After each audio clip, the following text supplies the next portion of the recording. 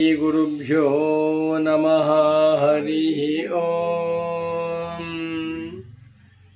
ಶಂಕರಂ ಶಂಕರಾಚಾರ್ಯಂ ಕೇಶವಂ ಬಾದರಾಯಣಂ ಸೂತ್ರಭಾಷ್ಯಕೃತೌ ವಂದೇ ಭಗವಂತೌ ಪುನಃ ಪುನಃ.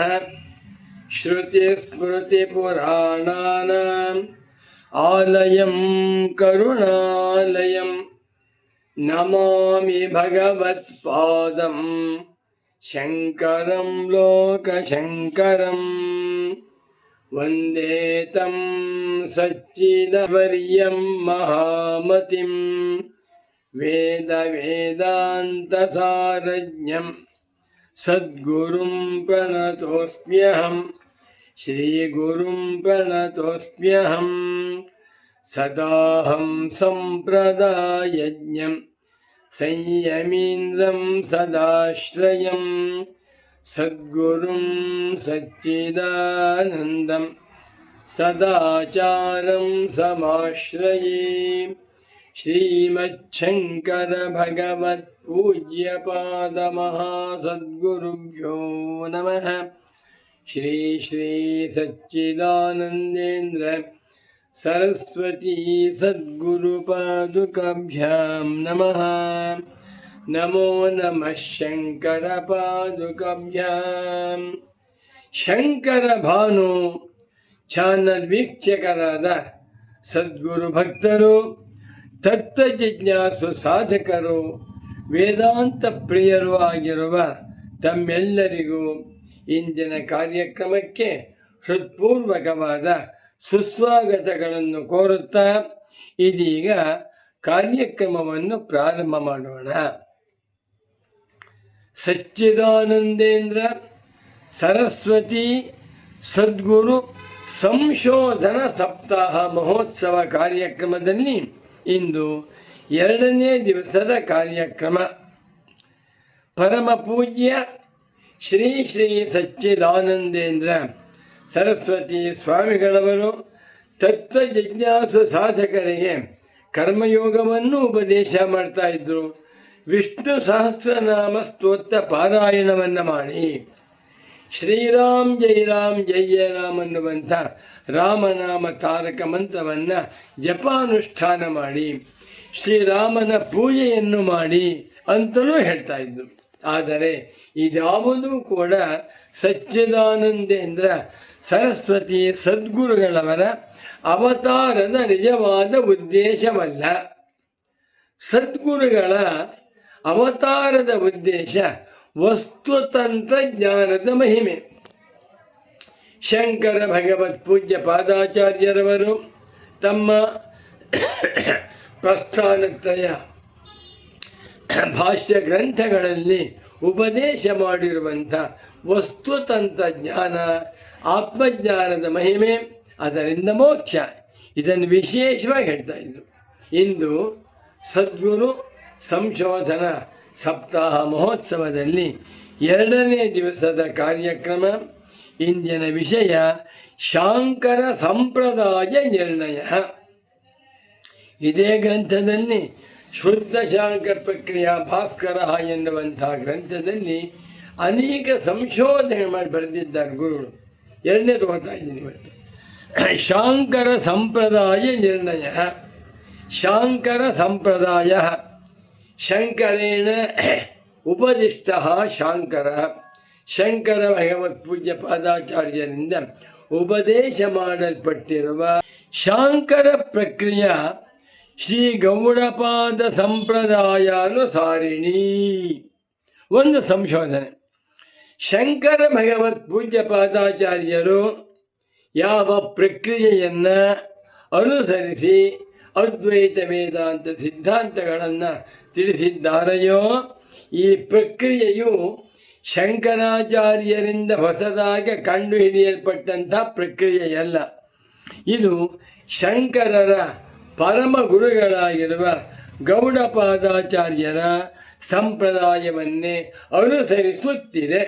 ಒಂದು ಹೊಸ ವಿಷಯ ನೋಡಿ, ಇದು ಶುರು ಮಾಡಿ. ಭಗವತ್ಪಾದೈ ಅಭ್ಯುಪಗತಃ ವೇದಾಂತ ಪ್ರಕ್ರಿಯಾ ವಿಶೇಷಃ ನ ತದುಪಜ್ಞಃ ಕಿಂತು ತತ್ಪ್ರಾಗಪಿ ಲಬ್ಧ ಪ್ರಸರಃ ಆಸೀತ್ ಇತ್ಯತ್ರ ಪ್ರಸ್ಥಾನತ್ರಯ ಭಾಷ್ಯೇಷು ತೇಷಾಮೇವ ಉದ್ಘೋಷಣಾದವಗಮ್ಯತೆ. ಸಚ್ಚಿದಾನಂದೇಂದ್ರ ಸರಸ್ವತಿ ಸದ್ಗುರುಗಳವರ ಸಂಸ್ಕೃತ ಭಾಷಾ ಶೈಲಿ ಎಷ್ಟು ಚೆನ್ನಾಗಿದೆ. ಭಗವತ್ಪಾದ ಶಂಕರಾಚಾರ್ಯರಿಂದ ಒಪ್ಪಿಕೊಳ್ಳಲ್ಪಟ್ಟಿರುವ ಅನುಸರಿಸಲ್ಪಡುತ್ತಿರುವಂಥ ವೇದಾಂತ ಪ್ರಕ್ರಿಯಾ ವಿಶೇಷವು ವೇದಾಂತ ಸಂಪ್ರದಾಯವು ನ ತದುಪಜ್ಞ ಶಂಕರಾಚಾರ್ಯರಿಂದ ಹೊಸದಾಗಿ ಕಂಡು ಹಿಡಿಯಲ್ಪಟ್ಟಂಥ ಪ್ರಕ್ರಿಯೆಯಲ್ಲ. ಅಬ್ಬಾ, ಶಂಕರಾಚಾರ್ಯರು ಹೊಸದಾಗಿ ತಾವಾಗಿ ಸಂಪ್ರದಾಯವನ್ನು ಹುಟ್ಟು ಹಾಕಲಿಲ್ಲ. ಕಿಂತು ಮತ್ತೇನೆಂದರೆ ತತ್ಪ್ರಾಗಪಿ ಲಬ್ಧ ಪ್ರಸರ ಆಸೀತ್. ತತ್ಪ್ರಾಗಪಿ ಶಂಕರರಿಗಿಂತ ಹಿಂದೆಯೂ ಈ ಪ್ರಕ್ರಿಯೆಯ ವಿಶೇಷವು ಸಂಪ್ರದಾಯವು ಲಬ್ಧ ಪ್ರಸರ ಆಸೀತ್ ಪ್ರಚಾರದಲ್ಲಿ ಇತ್ತು. ನೋಡಿ, ಶಂಕರಾಚಾರ್ಯರು ಅದ್ವೈತ ಮತವನ್ನು ಸ್ಥಾಪನೆ ಮಾಡಲಿಲ್ಲ. ಶಂಕರಾಚಾರ್ಯರು ವೇದಾಂತ ಸಂಪ್ರದಾಯವನ್ನು ಹೊಸದಾಗಿ ಹುಟ್ಟು ಹಾಕಲಿಲ್ಲ. ಏಕೆಂದರೆ ಅವರಿಗಿಂತ ಹಿಂದೆಯೇ ಅದು ಪ್ರಚಾರದಲ್ಲಿತ್ತು ಎನ್ನುವುದಕ್ಕೆ ನಮಗೆ ಪ್ರಸ್ಥಾನತ್ರಯ ಶಾಂಕರ ಭಾಷ್ಯೇಷು, ನಮಗೆ ಪ್ರತಿಯೊಂದಕ್ಕೂ ಶಾಂಕರ ಭಾಷ್ಯವೇ ಮೂಲಾಧಾರ. ಶಾಂಕರ ಪ್ರಸ್ಥಾನತ್ರಯ ಭಾಷ್ಯಗಳೇ ಸರ್ವಾಧಾರ ಪ್ರಮಾಣ. ತೇಷಾಮೇವ ಉದ್ಘೋಷಣಾತ್ ಶಂಕರ ಭಗವತ್ ಪೂಜ್ಯಪಾದಾಚಾರ್ಯರ ಉದ್ಘೋಷಣೆಯಿಂದ ನಮಗೆ ತಿಳಿಯುತ್ತದೆ. ನೋಡಿ, ಉದಾಹರಣೆಗೆ ತಥಾಚ ಸಂಪ್ರದಾಯ ವಿದೋ ವದಂತಿ, ಹೀಗೆಲ್ಲವೇ ಸಂಪ್ರದಾಯವನ್ನು ಬಲ್ಲಂಥವರು ಹೇಳುತ್ತಾರೆ. ಅಲ್ಲಿಗೆ ಹಿಂದೆಯೂ ಕೂಡ ಅದ್ವೈತ ವೇದಾಂತ ಪ್ರಕ್ರಿಯಾ ಸಂಪ್ರದಾಯ ಇತ್ತು ಅಂತಾಯಿತು. ಅತ್ರೋಕ್ತಂ ವೇದಾಂತಾರ್ಥ ಸಂಪ್ರದಾಯ ವಿದ್ಭಿಃ ಆಚಾರ್ಯೈ ಸೂತ್ರಭಾಷ್ಯವಾಕ್ಯ ಸಚ್ಚಿದಾನಂದೇಂದ್ರ ಸರಸ್ವತಿ ಸದ್ಗುರುಗಳವರು ಪ್ರಸ್ಥಾನತ್ರಯ ಶಾಂಕರ ಭಾಷ್ಯಾಮೃತ ಸಾಗರದಲ್ಲಿ ಯಾವಾಗಲೂ ಮುಳುಗಿದೆ. ಇದೇ ಯಸ್ಯ ಜ್ಞಾನಮಯಂ ತಪಃ, ಸನ್ಯಾಸಿಗಳು ಮಾಡಬೇಕಾದಂಥ ಕರ್ತವ್ಯವಿದು. ಜನಗಳಿಗೆ ಸನಾತನ ಧರ್ಮವನ್ನು ಉಪದೇಶ ಮಾಡಬೇಕು.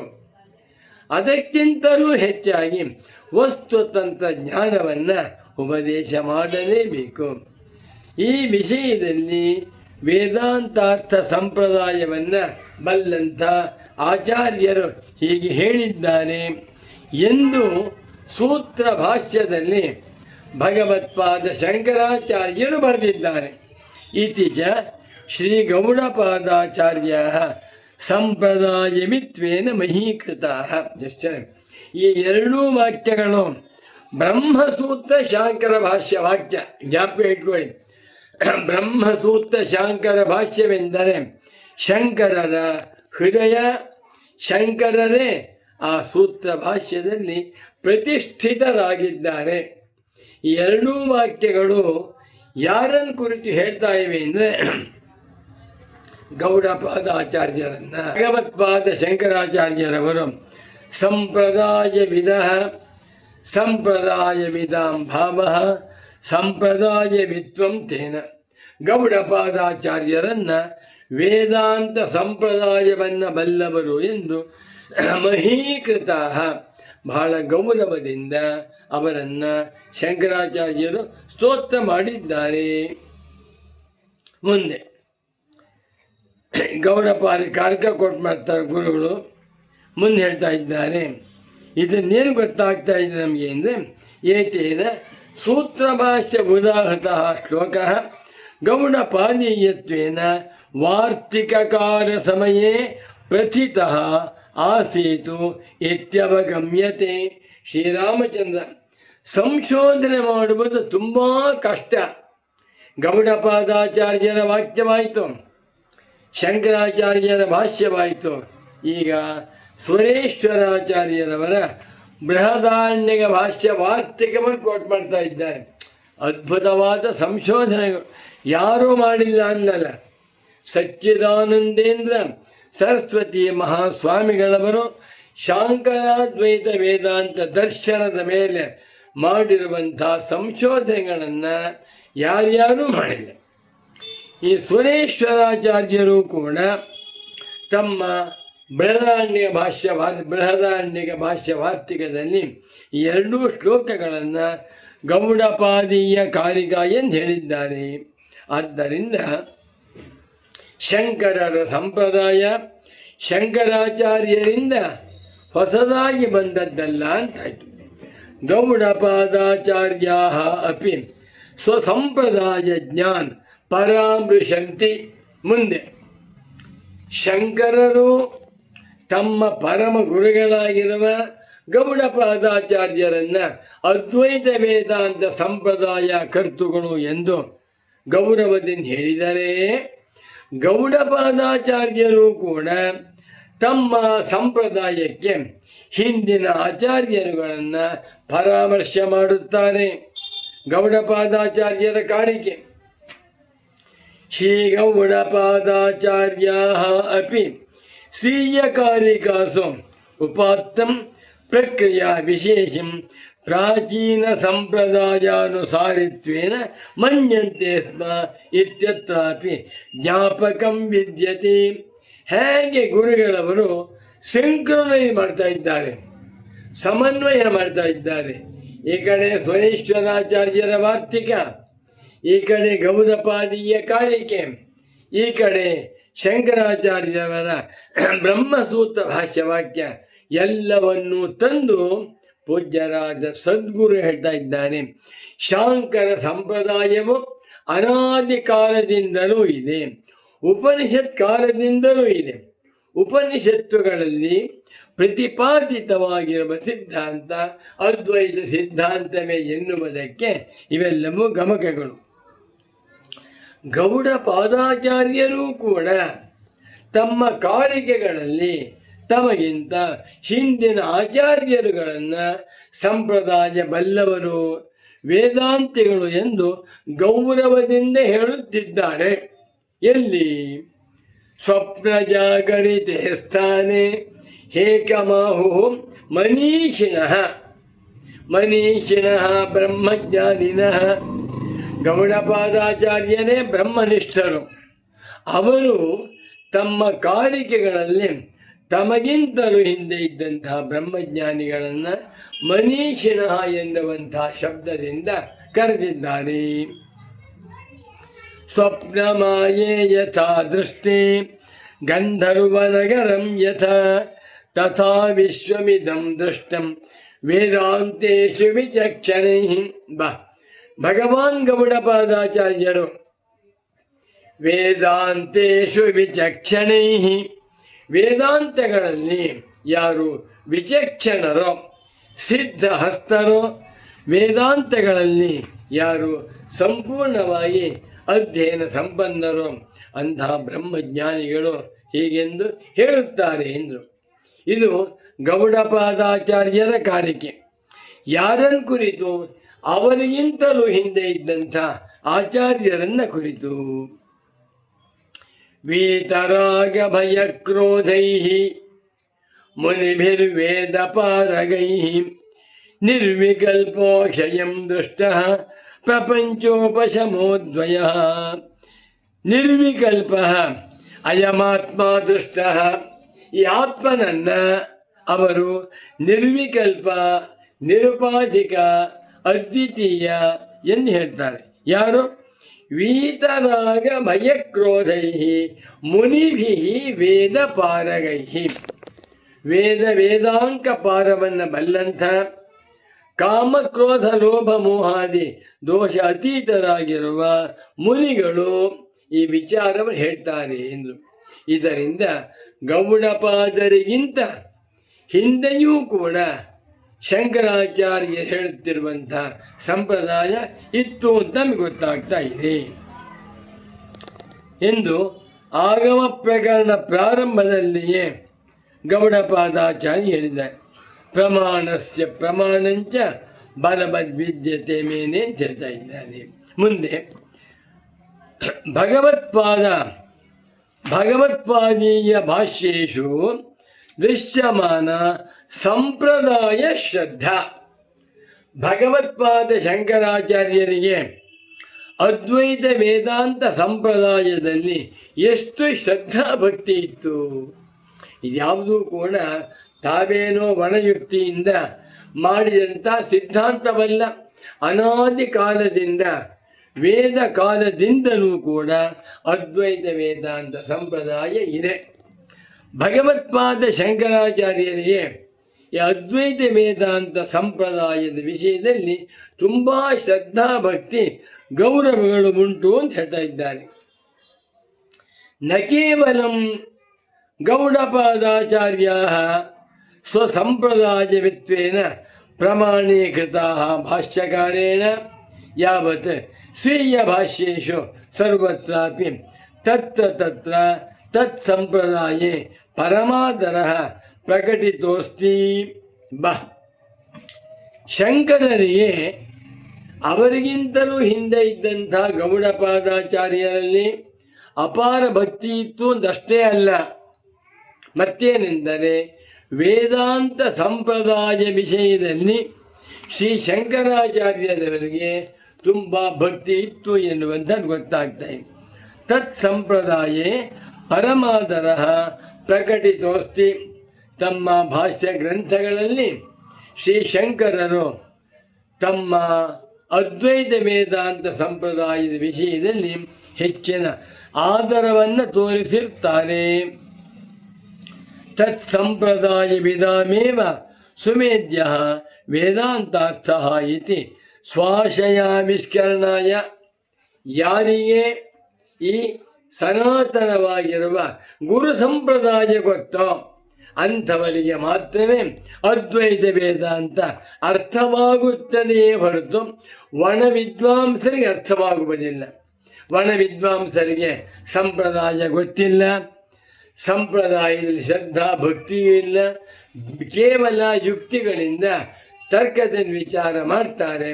ಅಂಥವರಿಗೆ ಅದ್ವೈತ ವೇದಾಂತದ ಪರಮಾರ್ಥ ಸ್ವರೂಪ ಅರ್ಥವಾಗುವುದಿಲ್ಲ. ಗುರು ಶಿಷ್ಯ ಪರಂಪರೆಯ ಏವ ಆಗತ ಏವ ಹಿ ವೇದಾಂತೋಪದೇಶ ಯಾಥಾರ್ಥ್ಯೇನ ವೇದಾಂತಾನಾಂ ತಾತ್ಪರ್ಯಂ ಅನುಭವ ಪರ್ಯಂತತ ಆಪಾದಯಿತು ಶಕ್ನೋತಿ. ಒಂದೊಂದು ವಾಕ್ಯವೂ ಸಂಶೋಧನೆಯೇ. ಪರಮ ಪೂಜ್ಯ ಸದ್ಗುರುವರೇಣ್ಯರಾದ ಶ್ರೀ ಶ್ರೀ ಶ್ರೀ ಸಚ್ಚಿದಾನಂದೇಂದ್ರ ಸರಸ್ವತಿ ಸ್ವಾಮೀಜಿಯವರು ಸಂಸ್ಕೃತ ಭಾಷೆಯಲ್ಲಿ ಬರೆದಿರುವ ಸುಮಾರು 40 ಗ್ರಂಥಗಳಲ್ಲಿರುವ 4000 ವಾಕ್ಯಗಳು ಸಂಶೋಧನೆ. ಸಚ್ಚಿದಾನಂದೇಂದ್ರ ಸರಸ್ವತಿ ಸದ್ಗುರುಗಳಿಂದ ಮುಖಾರವಿಂದದಿಂದ ಹೊರಹೊಮ್ಮವ ಪ್ರತಿಯೊಂದು ವಾಕ್ಯವೂ ಸಂಶೋಧನೆ. ಹೇಳ್ತಾ ಇದ್ದಾರೆ ನೋಡಿ, ತುಂಬ ಚೆನ್ನಾಗಿದೆ ಇದು. ಏನು, ನಾವುಗಳು ಶಾಂಕರಾದ್ವೈತ ವೇದಾಂತ ಸಿದ್ಧಾಂತವನ್ನು ಸರಿಯಾಗಿ ಅರ್ಥ ಮಾಡಿಕೊಳ್ಳಬೇಕಾದರೆ ನಮಗೆ ಗುರು ಶಿಷ್ಯ ಪರಂಪರ ಎನ್ನುವಂಥದ್ದು ಬಹಳ ಮುಖ್ಯ. ಗುರು ಶಿಷ್ಯ ಪರಂಪರೆಯಿಂದ ಬಂದಿರುವಂಥ ವೇದಾಂತೋಪದೇಶವೇ ಪರಬ್ರಹ್ಮ ತತ್ವವನ್ನು ಸರಿಯಾಗಿ ತಿಳಿಸುತ್ತದೆ. ವೇದಾಂತಗಳ ಉಪನಿಷತ್ತುಗಳ ಅರ್ಥವನ್ನು ಸರಿಯಾಗಿ ತಿಳ್ಕೊಳ್ಬೇಕಾದರೆ ಈ ಅನಾದಿಯಾಗಿರುವ ಗುರು ಸಂಪ್ರದಾಯವನ್ನು ಅನುಸರಿಸಬೇಕೇ ಹೊರತು ನಮ್ಮ ಬುದ್ಧಿ ಪಾಂಡಿತ್ಯದ ಬಲದಿಂದ ತರ್ಕದಿಂದ ಅರ್ಥ ಮಾಡಿಕೊಳ್ಳಲು ಸಾಧ್ಯವಿಲ್ಲ. ನೈಷಾ ತರ್ಕೇಣ ಮತಿರಾಪನೇಯ ಎಂದು ಮೃತ್ಯುದೇವತೆ ಎಚ್ಚರಿಸಿದ್ದಾನೆ. ಈ ಒಟ್ಟಿನಲ್ಲಿ ತದೇವಂ ಸಂಪ್ರದಾಯಾಗತತ್ವಾತ್ ಪರಮಾರ್ಥ ತತ್ವಸ್ಯ ಆಗಮಯಿತೃತ್ವಾಚ್ಯ ಸಮ್ಯಕ್ ಉಪದೇಶ ಕ್ರಮೋಯಂ ಆಗಮ ಇತ್ಯಪಿ ವ್ಯಪದಿಶ್ಯತೆ. ಈ ಸಂಪ್ರದಾಯಕ್ಕೆ ವೇದಾಂತ ಆಗಮ, ವೇದಾಂತ ಸಂಪ್ರದಾಯ, ವೇದಾಂತ ಪ್ರಕ್ರಿಯೆ ಅಂತಲೂ ಹೆಸರು ಉಂಟು. ಏಕೆಂದರೆ ಈ ಸಂಪ್ರದಾಯವನ್ನಿಲ್ಲಂಥ, ಸಂಪ್ರದಾಯವನ್ನು ಬಲ್ಲಂಥ ಆಚಾರ್ಯರಿಂದಲೇ ವೇದಾಂತವನ್ನು ತಿಳ್ಕೊಳ್ಬೇಕೇ ಹೊರತು ಸಾಮಾನ್ಯ ಒಂದು MA ಪಾಸ್ ಮಾಡಿರ್ತಾರೆ, PhD ಮಾಡಿರ್ತಾರೆ, ವಿದ್ವತ್ ಪಾಸ್ ಮಾಡಿರ್ತಾರೆ, ಅಂಥವರಿಂದ ಅದ್ವೈತ ವೇದಾಂತವನ್ನು ತಿಳಿದುಕೊಳ್ಳುವುದಕ್ಕೆ ಸಾಧ್ಯವಿಲ್ಲ ಅಂತ ಗೊತ್ತಾಗ್ತಾ ಇದೆ. ಇದಕ್ಕೆ ಮುಂಡಕ ಭಾಷ್ಯ, ಗೀತಾ ಭಾಷ್ಯ, ಕೇನ ಭಾಷ್ಯ, ಕಾಟಕ ಭಾಷ್ಯ, ಗೀತಾ ಭಾಷ್ಯ, ಇಷ್ಟು ಭಾಷ್ಯಗಳಿಂದ ಸಚ್ಚಿದಾನಂದೇಂದ್ರ ಸರಸ್ವತಿ ಸ್ವಾಮಿಗಳವರು ಭಾಷ್ಯ ವಾಕ್ಯಗಳನ್ನು ಇಲ್ಲಿ ತುಳುಕಾಡಿಸ್ತಾ ಇದ್ದಾರೆ, ಧುಮಿಕ್ಸ್ತಾ ಇದ್ದಾರೆ. ಒಂದೆರಡು ವಾಕ್ಯ ಬರ್ತೇನೆ ನೋಡಿ. ತದ್ವಿಜ್ಞಾನಾರ್ಥಂ ಸ ಗುರುಮೇವಾಭಿಗಚ್ಚೇತ್ ಸಮಿತ್ವಾಣಿ ಶ್ರೋತ್ರಿಯಂ ಬ್ರಹ್ಮನಿಷ್ಠಂ ಸಹ ಏವಂ ನಿರ್ವಿಣ್ಣ ಬ್ರಾಹ್ಮಣ ಗುರುಮೇವ ಆಚಾರ್ಯಂ ಶಮದಮಾದಿ ಸಂಪನ್ನಂ ಅಭಿಗಚ್ಚೇತೆ. ತತ್ವ ಜಿಜ್ಞಾಸವಾಗಿರುವಂಥ ಸಾಧಕ ಅಭ್ಯುದಯ ಫಲಗಳಿಂದ ವಿರಕ್ತನಾಗಿ ಗುರುವಿನ ಹತ್ತಿರಕ್ಕೆ ಹೋಗಬೇಕು.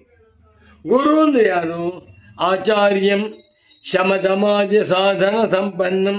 ಶಮದಮ ಉಪರತಿ ದೀಕ್ಷಾ ಶ್ರದ್ಧಾ ಸಮಾಧಾನವೆಂಬ ಶಮಾಧಿ ಷಟ್ಕ ಸಂಪನ್ನನಾಗಿರುವ ಆಗಮವನ್ನು ಬಲ್ಲಂಥ ಆಚಾರ್ಯನಿಂದಲೇ ತಿಳ್ಕೊಳ್ಬೇಕು ಬರೆದುಬಿಟ್ಟು ಶಾಸ್ತ್ರಜ್ಞೋಪಿ ಸ್ವಾತಂತ್ರ್ಯೇಣ ಬ್ರಹ್ಮಜ್ಞಾನಾನ್ವೇಷಣಂ ನ ಕುರ್ಯಾತ್ ಇತ್ಯೇತತ್ ಗುರುಮೇವ ಇತಿ ಅವಧಾರಣ ಫಲಂ. ಸಚ್ಚಿದಾನಂದೇಂದ್ರ ಸರಸ್ವತಿ ಸದ್ಗುರುಗಳ ಕಣ್ಣುಗಳಿಗೆ ಇಂಥ ದಿವ್ಯವಾದಂಥ ಶಾಂಕರ ಭಾಷ್ಯ ಸಿಗ್ತದೆ. ಎಷ್ಟೇ ಬುದ್ಧಿವಂತನಾಗಿದ್ದರೂ ತರ್ಕ, ವ್ಯಾಕರಣ, ಮೀಮಾಂಸಾ, ಅಲಂಕಾರ ಎಲ್ಲವನ್ನೂ ಓದ್ಕೊಂಡಿದ್ದಾನೆ, ಅವನಿಗೆ ಬ್ರಹ್ಮಜ್ಞಾನವಾಗುವುದಿಲ್ಲ. ಏಕೆ? ಸಂಪ್ರದಾಯ ಗೊತ್ತಿಲ್ಲ. ಆದರೆ ಯಾವಾತನು ಸಂಪ್ರದಾಯವನ್ನು ಬಲ್ಲಂಥ ಆಚಾರ್ಯನು ಅವನ ಹತ್ತಿರಕ್ಕೆ ಹೋಗು.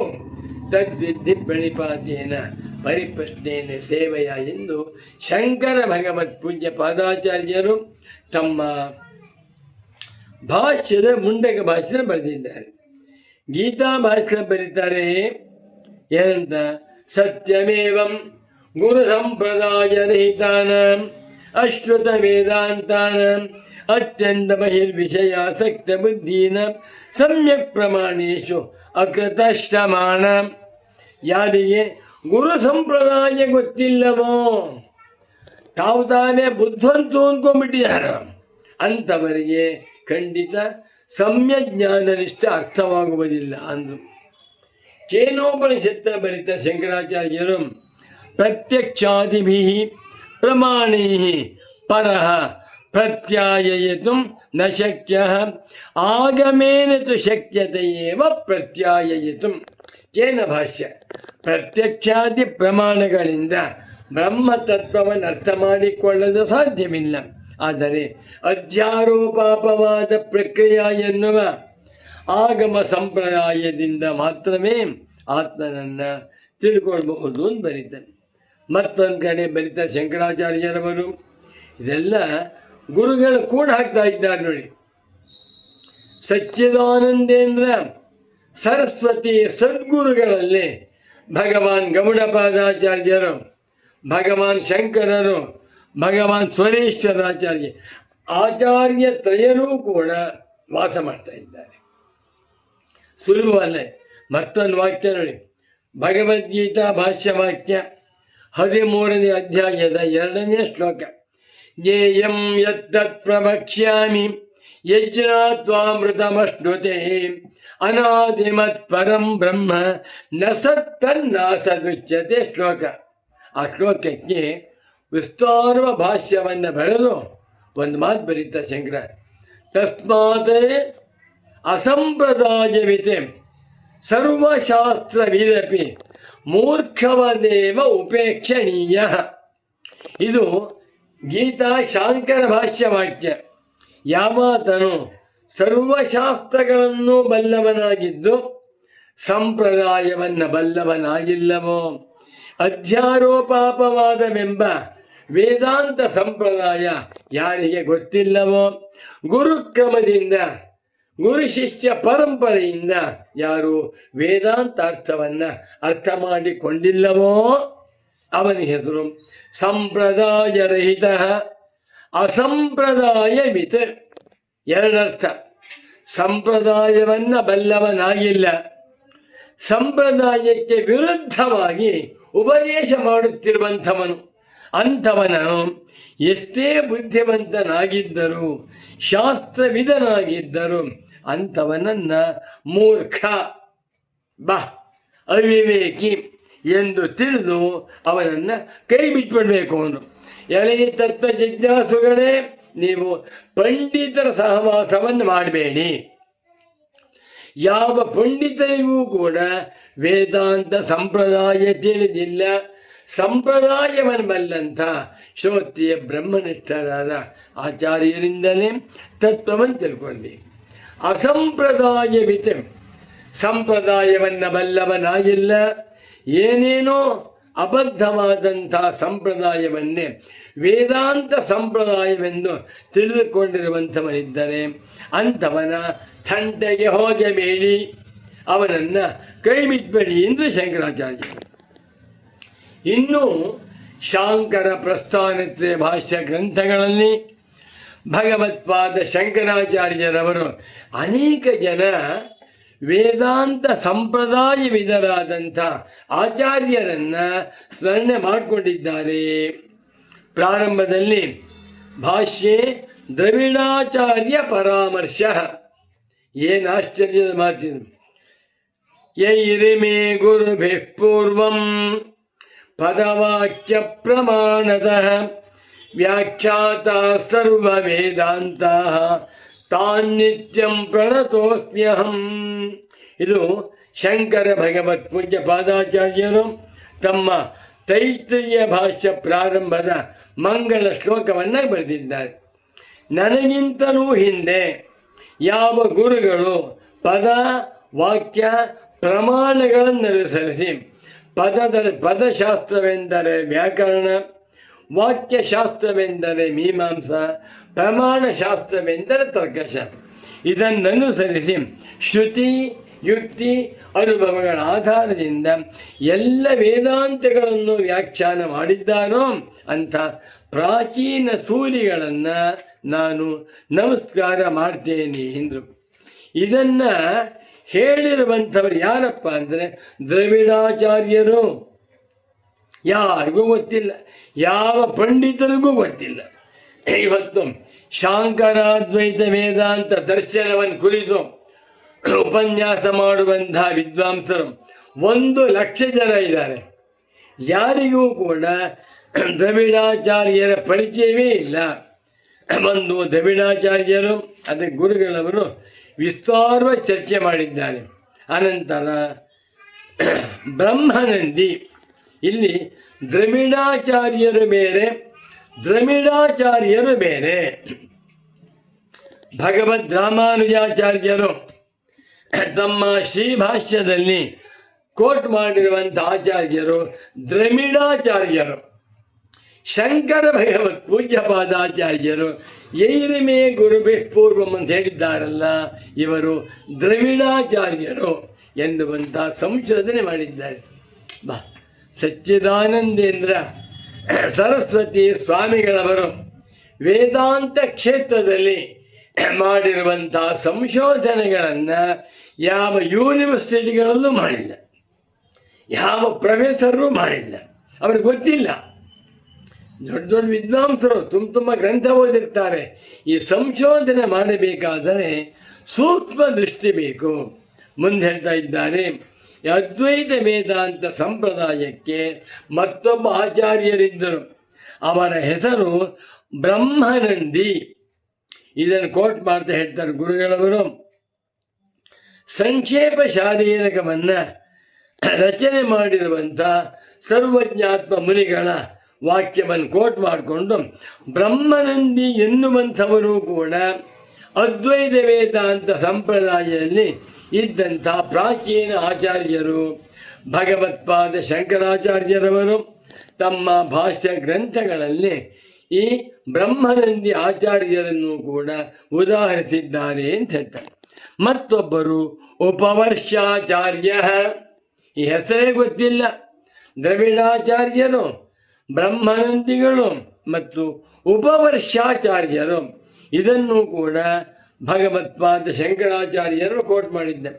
ಅತಯೇವ ಚ ಭಗವತ ಉಪವರ್ಷೇಣ ಪ್ರಥಮೇ ತಂತ್ರೆ ಆತ್ಮಾಸ್ತಿತ್ವಾಭಿಧಾನ ಪ್ರಸಕ್ತೌ ಶಾರೀರಕ್ಕೆ ವಕ್ಷ್ಯಾಮಃ ಇತಿ ಉದ್ಧಾರ ಕೃತಃ. ಏನು ಸ್ವಾಮಿ ಇದು ಪರಮಾದ್ಭುತ.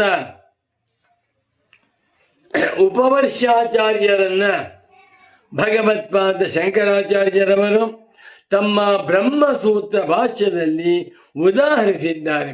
ಆದ್ದರಿಂದ ಇವರು ಕೂಡ ಅದ್ವೈತ ವೇದಾಂತ ಸಂಪ್ರದಾಯದಲ್ಲಿ ಇದ್ದಂಥ ಆಚಾರ್ಯರು, ಪ್ರಾಚೀನ ಆಚಾರ್ಯರು ಅನ್ನುವುದನ್ನು ತೋರಿಸ್ಕೊಂಡಿದ್ದೆ. ಏನು ಮಾಡಬೇಕು ಅಂದರೆ ಇಂಥ ಸಚ್ಚಿದಾನಂದೇಂದ್ರ ಸರಸ್ವತಿ ಸದ್ಗುರುಗಳ ಗ್ರಂಥಗಳನ್ನು ಇಟ್ಟುಕೊಂಡು ನೂರಾರು ಜನ ವಿದ್ವಾಂಸರು ಸೇರಿಕೊಂಡು ಈ ಸಂಶೋಧನೆಯನ್ನು ಆಳವಾಗಿ ಚಿಂತನೆ ಮಾಡಿ ಪ್ರಚಾರ ಮಾಡಬೇಕು. ಇದರ ಮೇಲೆ ನೂರಾರು PhDಗಳನ್ನು ತೆಗೆದುಕೊಳ್ಬಹುದು ಅಂಥ ಆಹಾರವನ್ನು ತೋರಿಸ್ಕೊಟ್ಟಿದ್ದಾರೆ. ನನ್ನ ಸೌಭಾಗ್ಯ ಈ ಗ್ರಂಥವನ್ನು ಸಚ್ಚಿದಾನಂದೇಂದ್ರ ಸರಸ್ವತಿ ಸದ್ಗುರುಗಳವರು ನನಗೆ ಸಂಪೂರ್ಣವಾಗಿ ತಾವಾಗಿ ನೇರವಾಗಿ ಪಾಠ ಮಾಡಿದ್ದಾರೆ. ಕೊನೆಯ ಮಾತು, ದ್ವೈತಿ ವೇದಾಂತ್ಯನೋಪಿ ನಾಸನ್ ಭಾಷ್ಯಕಾರ ಕಾಲೇ. ನೆನ್ನೆ ಹೇಳಿದ್ದೇನೆ, ಶಂಕರ ಭಗವತ್ ಪೂಜ್ಯ ಪಾದಾಚಾರ್ಯರಿಗೆ ಹೆಸರು ವೇದಾಂತ ಭಾಷ್ಯಕಾರ ಭಗವತ್ಪಾದಾ ಶಂಕರಾಚಾರ್ಯ. ಇವರ ಕಾಲದಲ್ಲಿ ದ್ವೈತಿ ವೇದಾಂತಿಗಳು ಯಾರೂ ಇರಲಿಲ್ಲ. ಇದ್ದಂಥವರೆಲ್ಲ ದ್ವೈತಿಗಳು. ದ್ವೈತಿಗಳು ಬೇರೆ, ದ್ವೈತ ವೇದಾಂತಿಗಳು ಬೇರೆ ಅಂತ ಹೇಳ್ತಾ ಇದ್ದಾರೆ. ಉಪಸಂಹಾರ ಮಾಡ್ತಾ ಇದ್ದಾರೆ ಕೊನೆಯಲ್ಲಿ. ತದೇವಮಂತಃ ಪ್ರತಾನಿತಯ ಕಿರಣದ್ವಯ ಚಿಂತೆಯ ಇದಮೇಕಂ ಸುನಿಷ್ಪನ್ನಂ.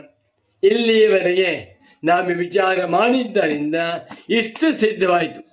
ಇದು ಒಂದೊಂದೇ ವಾಕ್ಯವನ್ನು ನಿಧಾನವಾಗಿ ಚಿಂತನೆ ಮಾಡಬೇಕು. ನಾವು ಏನು ಸಿದ್ಧವಾಯ್ತಪ್ಪ ಅಂತಂದರೆ ಅದ್ವೈತಮೇವ ಸರ್ವೈ ವೇದಾಂತೈ ಪ್ರತಿಪಿಪಾದಿಸಿತಃ ರಾದ್ಧಾಂತ. ರಾದ್ಧಾಂತೋ ನಾಮ ಸಿದ್ಧಾಂತ. ಎಲ್ಲ ಉಪನಿಷತ್ತುಗಳಿಂದಲೂ ಪ್ರತಿಪಿಪಾದಯಿಷಿತಃ ಪ್ರತಿಪಾದಯಿತು ಇಷ್ಟ. ಪ್ರತಿಪಾದನೆ ಮಾಡಬೇಕೆಂದು ಇಷ್ಟವಾಗಿರುವಂಥ ಸಿದ್ಧಾಂತ ಯಾವುದು? ಅದ್ವೈತ ವೇದಾಂತವೇ.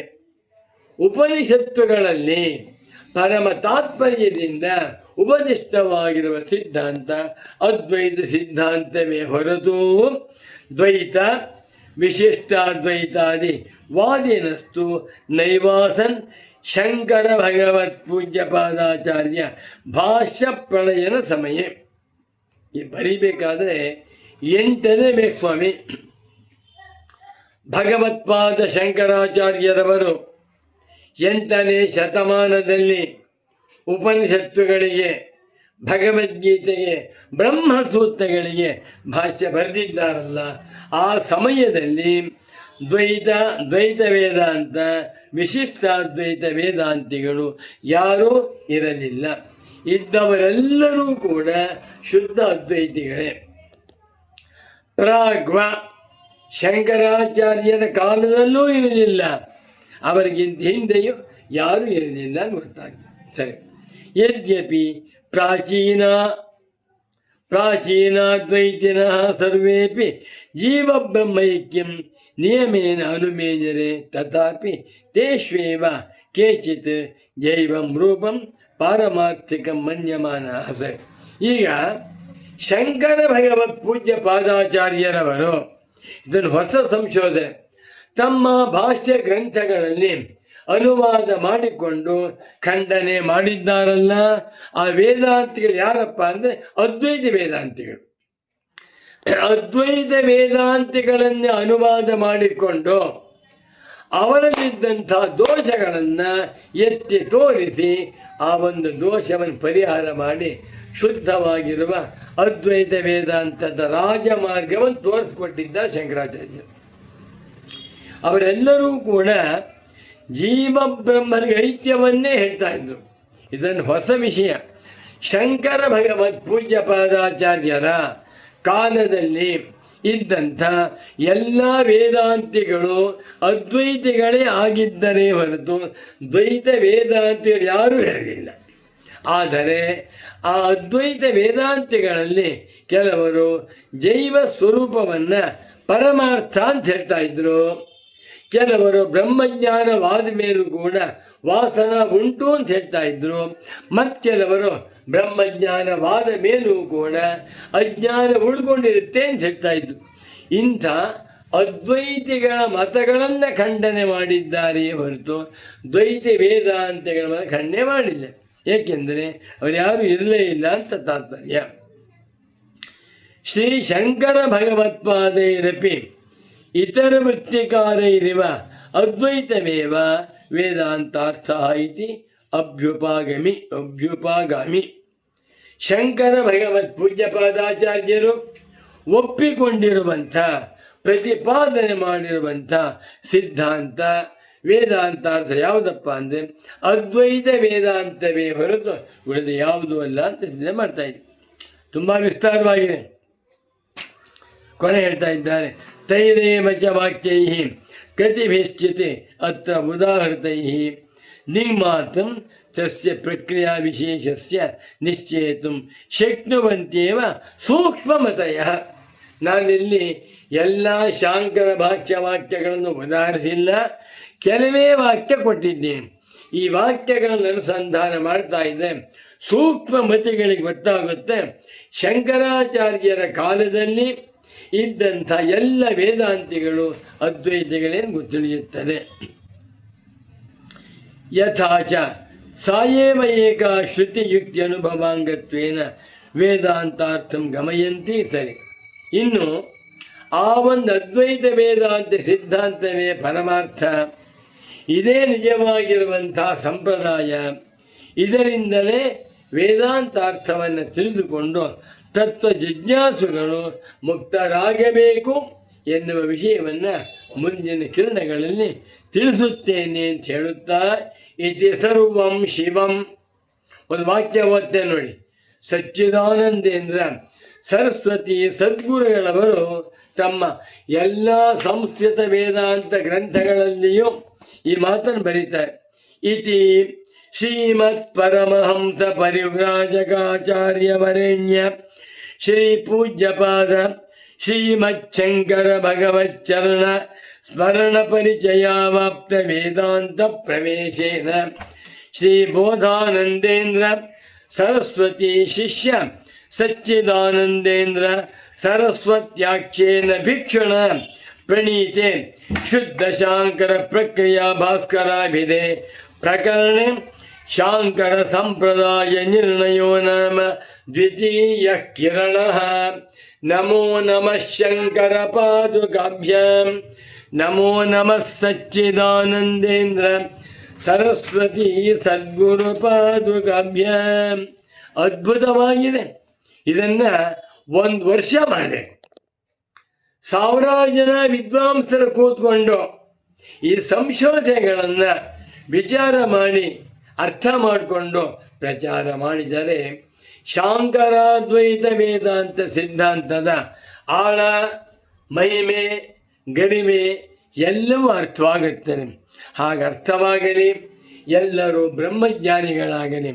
ವಿಶೇಷವಾಗಿ ಎಲ್ಲ ಸನ್ಯಾಸಿ ಪುಂಗವರು ಕೂಡ ಇಂಥ ಶಾಂಕರ ಭಾಷ್ಯ ವಾಕ್ಯಗಳನ್ನು ಅರ್ಥ ಮಾಡಿಕೊಂಡು ಮಾನವ ಕುಲಕೋಟಿಗೆ ಆತ್ಮಜ್ಞಾನೋಪದೇಶವನ್ನು ಮಾಡಿ ಇಡೀ ಮುಮುಕ್ಷುಗಳೆಲ್ಲರೂ ಕೂಡ ಬ್ರಹ್ಮಜ್ಞಾನವನ್ನು ಪಡೆದುಕೊಂಡು ಮುಕ್ತರಾಗುವಂತೆ ಆಗಲಿ ಎಂದು ತಿಳಿಸುತ್ತಾ ಇಂದಿನ ಈ ದ್ವಿತೀಯ ಪ್ರವಚನ ಸದ್ಗುರು ಸಂಶೋಧನ ಸಪ್ತಾಹ ಮಹೋತ್ಸವದಲ್ಲಿ 2ನೇ ದಿವಸದ ಪ್ರವಚನವನ್ನು ಇಲ್ಲಿಗೆ ಸಂಪನ್ನಗೊಳಿಸುತ್ತಿದ್ದೇನೆ. ನಮೋ ನಮಃ ಶಂಕರ ಪಾದುಕಾಭ್ಯಾಂ, ನಮೋ ನಮಃ ಸಚ್ಚಿದಾನಂದೇಂದ್ರ ಸರಸ್ವತಿ ಸದ್ಗುರು ಪಾದುಕಾಭ್ಯಾಂ. ಓಂ ಶಾಂತಿ ಶಾಂತಿ ಶಾಂತಿ.